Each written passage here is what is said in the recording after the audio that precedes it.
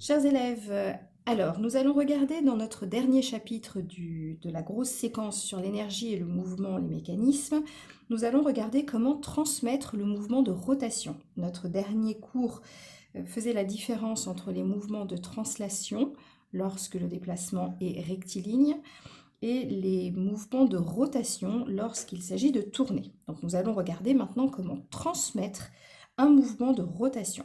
Pour cela, je vais vous montrer plusieurs petites expériences. Vous allez devoir réfléchir à ce qui se passe, essayer de trouver, d'émettre des hypothèses que vous remplirez dans le tableau que je vous ai donné en pièces jointes. Premier cas, hop là, on regarde. Voici une première roue, la roue A, une seconde roue, la roue B. Nous allons essayer de savoir ce qui se passe lorsque la roue A, la roue meneuse, tourne dans ce sens, que ce soit au niveau du sens de rotation de la roue B et notamment de sa vitesse de rotation.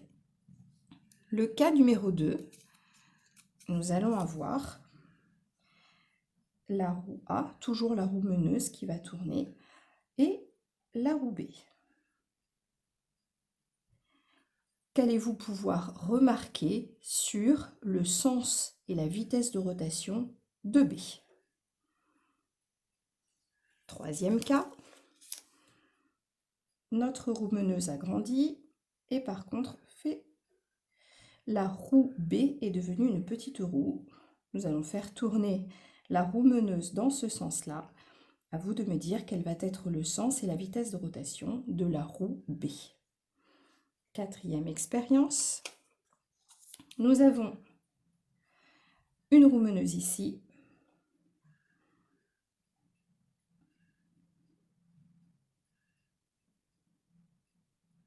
Et notre roue B, notre roue menée, qui est ici, la toute dernière de cette chaîne d'engrenage. Pouvez-vous me dire, en fonction de la rotation de la roue A, dans quel sens et à quelle vitesse va tourner la roue B? Je vous invite à regarder tout particulièrement ce qui se passe aussi au niveau des roues intermédiaires. La dernière expérience, nous avons la roue A, nous avons la roue B. Elles ne peuvent pas être jointes. Il y a donc une transmission qui va se faire par chaîne. Je vais faire tourner la roue meneuse dans le sens des aiguilles d'une montre, dans le sens horaire. Pouvez-vous me dire à quelle vitesse et dans quel sens va tourner la roue menée B? Voici, je vous donne toutes les réponses dans une prochaine vidéo. À bientôt!